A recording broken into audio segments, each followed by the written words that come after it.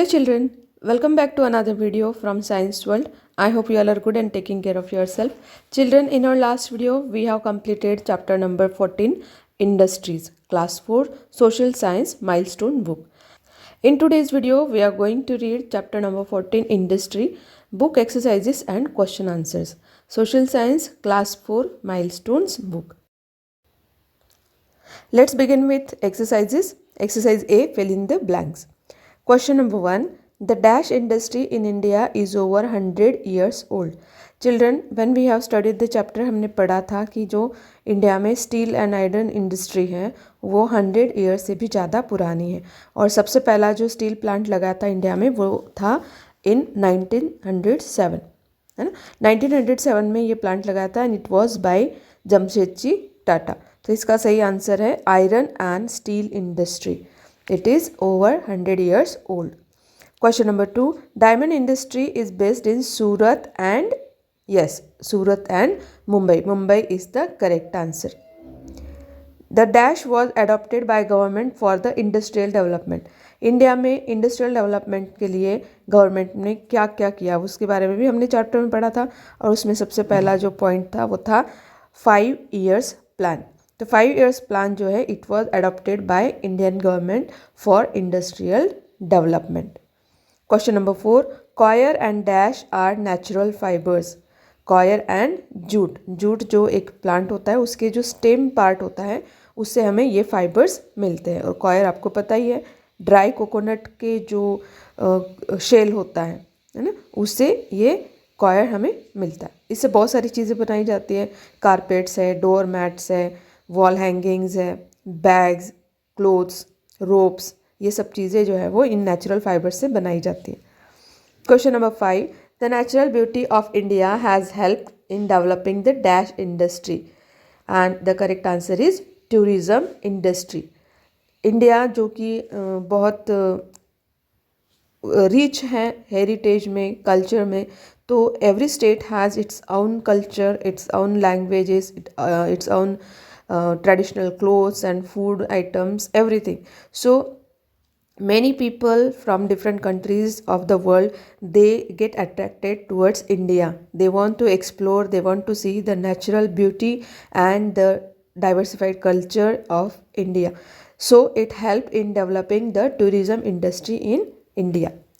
Exercise B, write T for true and F for false. First question is, the small scale industry needs heavy machinery for the production of goods or for producing goods. And this statement is false. ये false है क्योंकि जो small scale industries होती हैं वो simple machines और छोटे जो machines होते हैं उनको use करते हैं ना.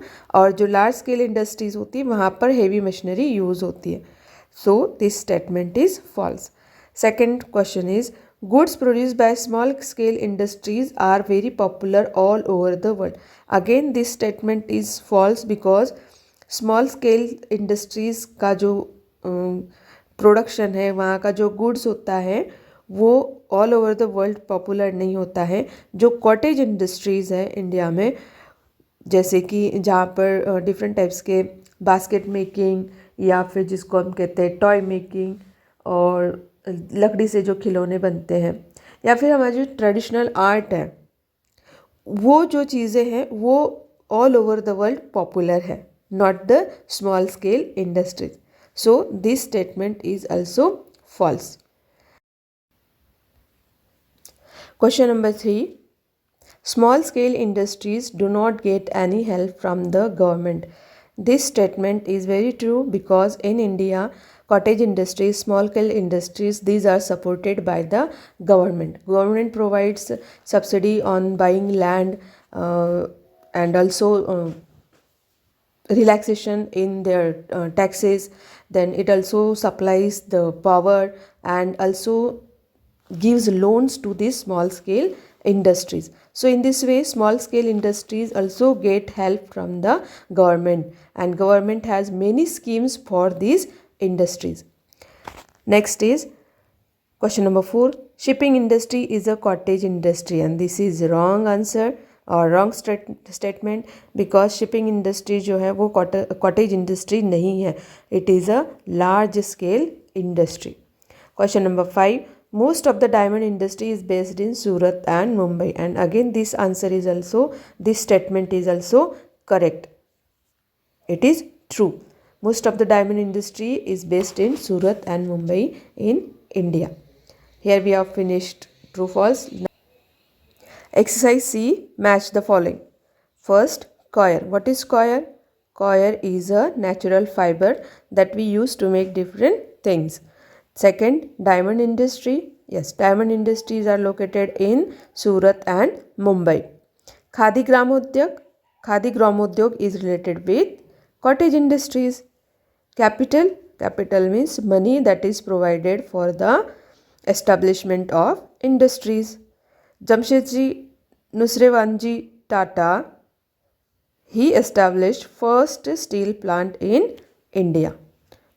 So these are the answers of match the following. Now let's see question answers. Exercise D, answer the questions. Question number 1, what are cottage industries? Cottage industries क्या होती है? Cottage industries are small industries. ये छोटी industries होती हैं set up by people in their own homes. लोग जो हैं कॉटेज इंडस्ट्री चलाने वाले जो लोग हैं वो अपने घरों में ही ये काम करते हैं.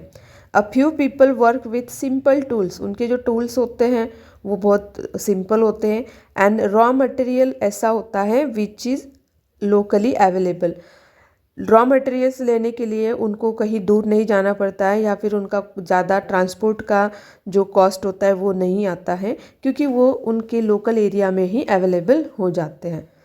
So in this way cottage industries जो है वो एक तरह से स्मॉल इंडस्ट्रीज़ होती हैं जहाँ पर लोग जो घर के ही लोग होते हैं वो काम करते हैं और उसके लिए आसपास अवेलेबल जो लोकल मार्केट होता है वहीं से उनको जो है रॉ मटेरियल मिल जाता है. They don't need any advance technology और machineries, modern machineries for their industries.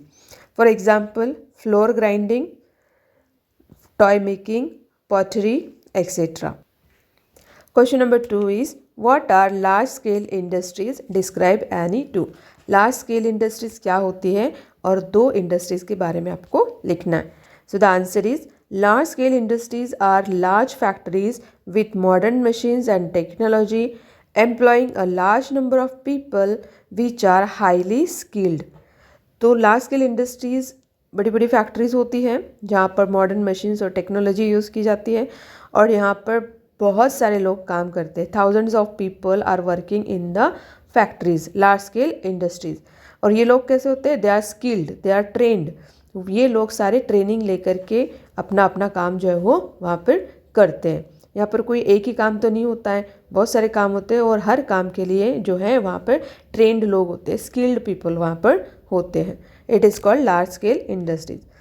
Two industries के बारे में आपको लिखना है तो you can write any two. मैंने यहाँ पर स्टील इंडस्ट्री और टेक्सटाइल्स के बारे में लिखा है. तो आप अपने बुक में से कोई भी टू इंडस्ट्रीज़ के बारे में लिख सकते हो जो आपको अच्छे से समझ में आई हो. First is steel industry. The iron and steel industry in India is over 100 years old. ये हमने अभी फिल इन द ब्लैंक्स में भी पढ़ा था, है ना. Iron and steel industry in India is over 100 years old. Steel plants are located in India at Bhilai, Durgapur, Rourkela, Bokaro and Visakhapatnam. यहाँ पर जो है स्टील इंडस्ट्रीज लोकेटेड है. Second one is textiles. It is the largest industry in country employing millions of people. ये largest industry है India में और millions of people are getting benefit. They are getting employment from these industries. The Indian textiles are exported all over the world. पूरी दुनिया में all over the world यहाँ से अपने यहाँ से जो क्लोथ्स है या फिर क्लोथ गारमेंट्स है वो एक्सपोर्ट किए जाते हैं. एक्सपोर्ट क्वालिटी क्लोथ जो है वो इंडिया में बनता है. Textile mills are located in Mumbai, Varanasi, Ahmedabad, Surat, Coimbatore and Kolkata. तो ये जो है इंडस्ट्रीज़ लोकेटेड है टेक्सटाइल इंडस्ट्रीज़ उनके नाम भी आप इसमें लिख सकते हो. Then question number 3 is, what are the main requirements of setting up an industry? Industry setup करने के लिए आपके पास कौन कौन सी चीज़ें होना ज़रूरी है? And the answer is power. Power resource आपके पास चाहिए to operate the machines, then transport facility, machinery, modern machinery आपको चाहिए, raw materials, ह्यूमन रिसोर्स, आपके पास काम करने वाले अच्छे लोग चाहिए जिनको सारे काम आते हो, स्किल हो उनके पास, और सबसे इम्पॉर्टेंट है you need money to buy the machines, to buy raw materials and to pay for the salary of people. जो लोग आपके यहाँ काम करेंगे उनको आपको पैसा भी तो देना पड़ेगा, है ना, सैलरी देनी पड़ेगी, तो उसके लिए आपके पास पैसों का होना बहुत ज़रूरी है। So these are the main requirements for setting up an industry. Question number 4, mention 2 steps taken by the government to promote industrial growth. Industrial growth promote करने के लिए गवर्नमेंट कौन कौन से स्टेप्स लेती है? आपकी बुक में 3 है, उसमें से कोई भी 2 आप लिख सकते हो। मैंने सेकंड और थर्ड यहाँ पर लिखा है। आपके आंसर में ये फर्स्ट होगा, the government has given special attention to the industrial sector in its 5-year plans to increase productivity and economic progresses. तो 5-year प्लान्स है इंडिया के, उसमें बहुत ज़्यादा एम्फेसिस किया गया है इंडस्ट्रियल सेक्टर पर, और जिसकी वजह से प्रोडक्टिविटी और इकोनॉमिक प्रोग्रेस जो है इंडिया की वो इंक्रीज़ होती है, वो बढ़ती है। सो 5-year प्लान्स के बारे में आप इसमें लिख सकते हो। देन सेकंड जो है, factories are being set up in large numbers in villages. Villages में बहुत सारी फैक्ट्रीज जो है वो सेटअप की जाती है, जिसके लिए गवर्नमेंट हेल्प करती है। क्यों? So that villages are not jobless. हमने चैप्टर जब पढ़ा था उसमें हमने डिस्कस किया था कि बहुत सारे जो विलेजर्स हैं उनके पास काम नहीं होने की वजह से, वो जॉबलेस होने की वजह से सिटीज़ में, टाउन्स में माइग्रेट कर जाते हैं, है ना। तो ये रोकने के लिए और विलेजर्स को जॉब दिलाने के लिए गवर्नमेंट जो है फैक्ट्री सेटअप करती है in rural areas. Then next exercise is think and answer. Question number 1, how does industrial growth contribute to a nation's progress. Industrial growth जो होती है किसी भी कंट्री का, वो किस तरह से उस कंट्री की प्रोग्रेस में हेल्प करता है, कैसे वो कंट्रीब्यूट करता है, what is the contribution.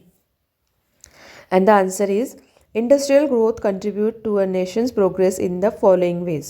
First, industries help in the establishment of the infrastructure of the country such as dams and railways. तो इंडस्ट्रीज जो है इंफ्रास्ट्रक्चर इस्टेब्लिश करने में हेल्प करती है कंट्री के अंदर। कौन कौन से इंफ्रास्ट्रक्चर्स होते हैं?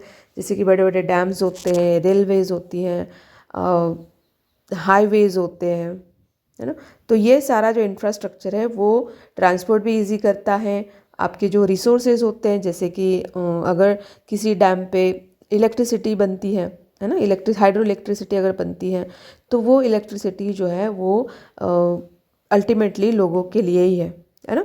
तो एक तरह से एक पावर रिसोर्स जो है वो हमें मिलता है। तो इस तरह का जो इंफ्रास्ट्रक्चर है वो कंट्री की ग्रोथ के लिए बहुत इम्पॉर्टेंट होता है। Second one, it also helps in improving agricultural sector with the use of modern machines and technology to increase the production. अब जो क्रॉप प्रोडक्शन है उसमें अगर आप अच्छे मशीन्स यूज़ करोगे फार्मिंग के लिए, अच्छी टेक्नोलॉजी यूज़ करोगे, अच्छी क्वालिटी के सीड्स यूज़ करोगे, पेस्टिसाइड्स यूज़ करोगे, इंसेक्टिसाइड्स यूज़ करोगे, तो इसकी वजह से क्रॉप प्रोडक्शन जो है वो इंक्रीज़ होता है ना। तो ये जो इंडस्ट्रियलाइजेशन है या जो इंडस्ट्रियल ग्रोथ होती है वो आपके जो फूड प्रोडक्शन है या जिसको हम क्रॉप प्रोडक्शन कहते हैं उसको भी इंक्रीज़ करता है। अब कौन कौन से मशीन्स हम यूज़ करते हैं? जैसे कि ट्रैक्टर्स हो गए, थ्रेशर्स हो गए, या फिर जिसको हम ट्रैक्टर्स में लगा के बहुत सारे मशीन्स जो है वो हम यूज़ करते हैं जब हम फार्मिंग करते हैं। तो दोज हु आर फार्मर्स, उनको पता होगा, जिनके घर में फार्मिंग की जाती है उनको पता होगा कि कैसे मशीन्स वहाँ पर यूज़ किए जाते हैं। जो क्रॉप होता है उसको हार्वेस्टर से हार्वेस्टिंग के समय यूज़ किया जाता है ना। हार्वेस्टर एक मशीन होता है। फिर थ्रेशर मशीन होता है जिसमें जो सीड्स है उनको सेपरेट किया जाता है। तो बहुत सारे मशीन्स जो है वो यूज़ किए जाते हैं। Third, it also help to increase the living standard of the people in country. जैसे इंडस्ट्रीज़ की ग्रोथ होगी तो लोगों को काम मिलता है है ना। अनएम्प्लॉयमेंट कम होता है, लोगों को पैसे कमाने का एक ज़रिया मिलता है, साधन मिलता है, और उसकी वजह से उनका जो लिविंग स्टैंडर्ड होता है वो भी अच्छा होता है। Number 4, it help to abolish unemployment and poverty, और इसकी वजह से जो काम लोगों को मिलता है इंडस्ट्रीज़ की वजह से, एबोलिश का मतलब होता है ख़त्म होना, है ना। तो ये इंडस्ट्रीज़ जो है, इंडस्ट्रियल जो ग्रोथ होती है उसकी वजह से नेशन से या किसी भी कंट्री में से अनएम्प्लॉयमेंट, जिसको हम बेरोज़गारी कहते हैं, वो और पॉवर्टी यानी गरीबी जो है वो दूर होने में मदद मिलती है। Next question is life skill exercise F, and the question is create a unique masterpiece by using old plastic bottles, match boxes, steel utensils, steel bottle caps, soft drink cans, bamboos and old baskets. Display it in your classroom. तो ये question ऐसा है, इसमें हमें कुछ लिखना नहीं है बल्कि आपको इसमें कुछ क्रिएटिविटी अपनी दिखानी है। तो मैं यहाँ पर आपको कुछ आइडियाज़ दे रही हूँ। इन For example, you can make this kind of containers from used bottles. It is very creative. Then you can make these pots for planting the small plants, and also you can use this bottle for as a feeder for birds. इसमें आप कुछ grains डाल करके इसको इस तरह से रख सकते हो, तो जो स्पैरोज़ है, दूसरे जो बर्ड्स है, उसको खा सकेंगे।